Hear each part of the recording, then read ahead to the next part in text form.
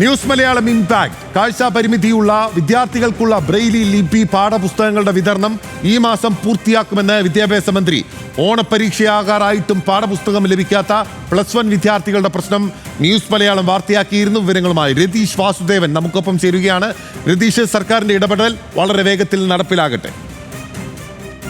തീർച്ചയായും ബിനിൽ, നമ്മൾ ആ പ്രയാസം ബ്രെയിലി ലിപിയിലുള്ള പാഠപുസ്തകങ്ങൾ പഠിക്കുന്ന +1 കാഴ്ചാപരിമിതരായ വിദ്യാർത്ഥികളുടെ പ്രശ്നങ്ങൾ കൃത്യമായി നമ്മുടെ വാർത്തയിൽ പ്രതിപാദിച്ചിരുന്നു. ഇത് ശ്രദ്ധയിൽപ്പെട്ട വിദ്യാഭ്യാസ വകുപ്പ് വളരെ ക്രിയാത്മകമായി ഇടപെട്ടു എന്നതാണ് ഏറെ സന്തോഷകരമായ കാര്യം.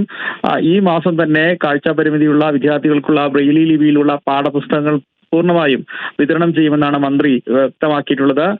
എന്തായാലും വലിയ സന്തോഷകരമായ കാര്യം, കാഴ്ചാപരിമിതിയുള്ള വളരെ പരിമിതമായ വിദ്യാർത്ഥികൾ പഠിക്കുന്ന ഈ വിഭാഗത്തെ ആ രീതിയിൽ തന്നെ വാർത്തയുടെ ഗൗരവം ഉൾക്കൊണ്ട് തന്നെ വിദ്യാഭ്യാസ വകുപ്പ് ഏറ്റെടുത്തിരിക്കുന്നു. അത് ഈ മാസം തന്നെ പൂർണ്ണമായും അതിനുള്ള ക്രമീകരണങ്ങൾ നടത്തിയെന്നാണ് മന്ത്രി വ്യക്തമാക്കിയത്.